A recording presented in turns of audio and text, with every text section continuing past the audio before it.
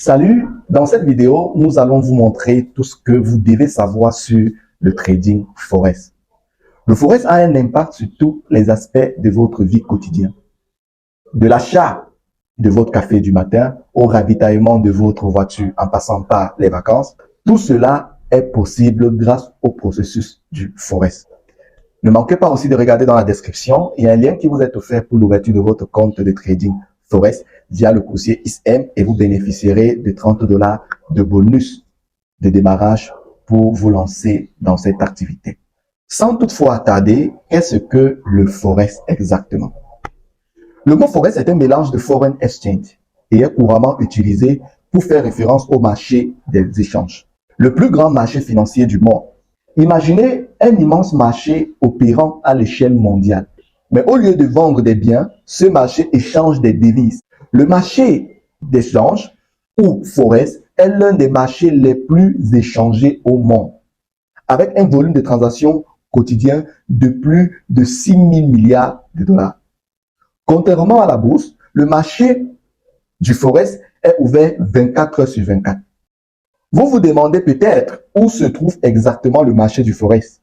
Eh bien, il est en fait partout. Le Forex est un marché décentralisé, sans autorité centrale unique qui le régit. Il est constitué d'un réseau de banques, de courtiers, de concessionnaires et même de gouvernements qui échangent des devises entre eux. Passons maintenant à certains des concepts clés que vous devez connaître. Les abréviations de devises. Chaque devise est représentée par un code ISO à 3 lettres. Voici quelques-unes des principales devises échangées. L'USD pour le dollar américain, AUD pour le dollar australien, NZD pour le dollar néo-zélandais, EUR pour l'euro, CAD pour le dollar canadien, GBP pour la livre sterling, JPY pour le yen japonais, CHF pour le franc suisse. Qu'est-ce qu'une paire de devises? Sur le Forex, les devises sont échangées par paire. Par exemple, regardons la paire GBP-USD. La première devise dans une paire est la devise de base et la deuxième devise est la devise de cotation. Lorsque vous achetez une paire de devises comme GBP-USD ou que vous prenez une position d'achat sur cette paire de devises, vous vous attendez à ce que la première devise, c'est-à-dire GBP, s'apprécie, tandis que la deuxième devise, c'est-à-dire le dollar, se déprécie.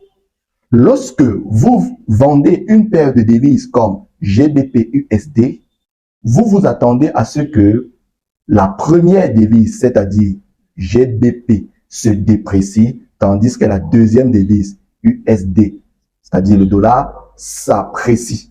Les paires de devises majeures sont celles qui incluent tout le dollar américain, car les États-Unis sont la plus grande économie mondiale. Pour commencer, nous vous recommandons de vous concentrer sur le trading des principales paires de devises, car elles sont les plus liquides, ce qui signifie que vous pouvez entrer et sortir des positions facilement et rapidement avec des spreads serrés. Qu'est-ce qu'un PIB? Dans le monde du Forex, les changements de taux d'échange sont mesurés en pips. Un pip représente un pourcentage de points ou un point d'intérêt de prix. Il s'agit d'une mesure standardisée pour le plus petit mouvement de prix unitaire complet qu'un taux de change peut effectuer. Les tailles de lots dans les positions Forex sont généralement mesurées en lots. Un lot standard représente 100 000 unités de la devise de base. Un mini-lot est 1/10 de la taille d'un lot standard et représente 10 000 unités de la devise de base.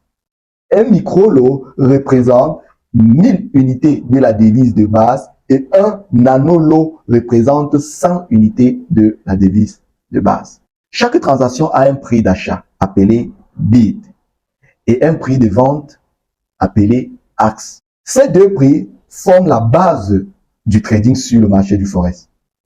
Lorsque vous cherchez à acheter un actif sur le Forex, vous payerez le prix demandé pour la devise de base. Lorsque vous cherchez à vendre un actif sur le marché du Forex, vous vendez au prix bid. La différence entre le prix bid et le prix ask s'appelle le spread. En tant que trader particulier, vous avez besoin d'un courtier pour accélérer et trader sur le marché Forex. Les courtiers offrent un effet de levier qui vous permet d'utiliser du capital emprunté pour trader des positions beaucoup plus importantes que vous ne le pourriez autrement avec le montant d'argent dans votre compte. Imaginez un vaste marché mondial où de nombreux acteurs échangent. Chaque transaction ne fait pratiquement aucune vague à la surface, comme jeter un petit caillou dans l'océan.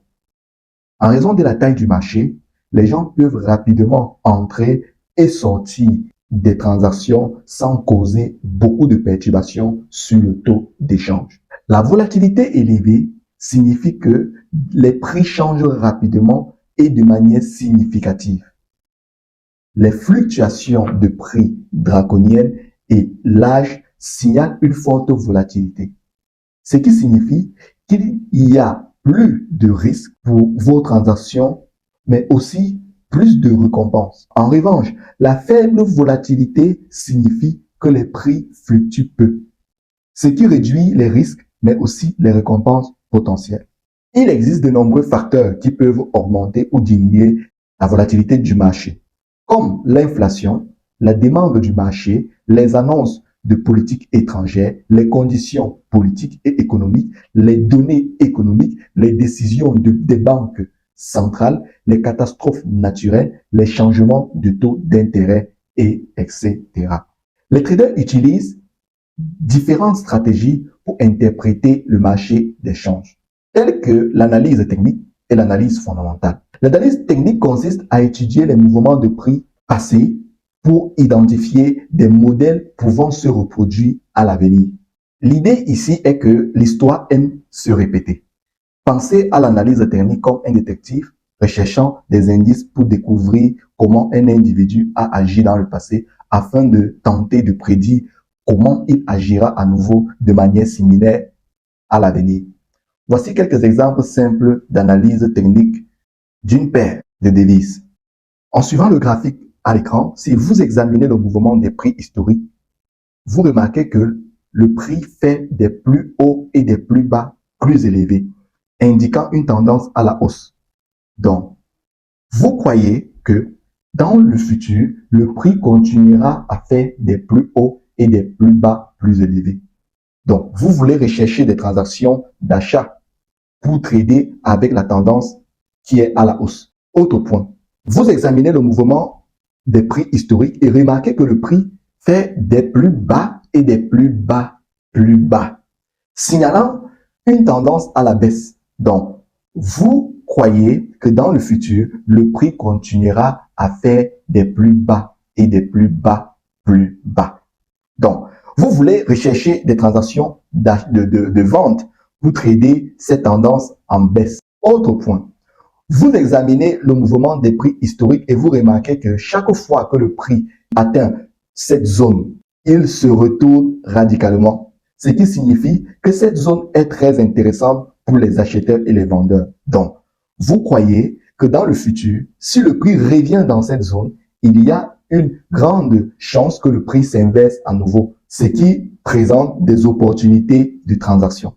Autre point à nouveau. Vous examinez le mouvement des prix historiques et vous remarquez que chaque fois que le prix touche cette ligne de tendance, il rebondit dessus. Donc, vous croyez que dans le futur, si le prix revient sur cette ligne de tendance, il rebondira à nouveau dessus, ce qui représente une opportunité de transaction. Une autre méthode que les gens utilisent pour trader sur le marché est l'analyse fondamentale. L'analyse fondamentale examine les facteurs macroéconomiques et géopolitiques plus larges qui influencent le taux d'échange et la valeur des devises. Imaginez l'analyse fondamentale comme la compilation d'une prévision météorologique. En tant que météorologue, vous analysez les conditions atmosphériques pour créer une prédiction des événements météorologiques futurs. Plutôt que les conditions atmosphériques, les traders du Forex examinent les facteurs tels que les indicateurs économiques d'un pays, tels que la croissance du PIB, l'inflation, et le chômage pour évaluer la santé économique du pays, ainsi que les taux d'intérêt et la politique monétaire, les événements politiques et les changements de politique gouvernementale, les déclarations de banque centrale, les nouvelles importantes et les événements de marché significatifs. Ils utilisent ces informations pour essayer de prédire les fluctuations futures du marché d'échange et la valeur des devises et les utilisent à leur avantage. Voilà les amis, tout ce que vous pouvez savoir sur le trading du Forex. Si vous avez aimé cette vidéo, n'hésitez pas à liker et aussi à vous abonner. En description, vous aurez un lien qui vous permettra d'ouvrir votre compte de trading du Forex sur le broker ISM et vous bénéficierez automatiquement de 30 $ de bonus pour démarrer. Il y a également un lien qui vous permettra de rejoindre notre communauté Telegram où nous partageons des idées sur le sujet du trading. À nous revoir dans une prochaine vidéo.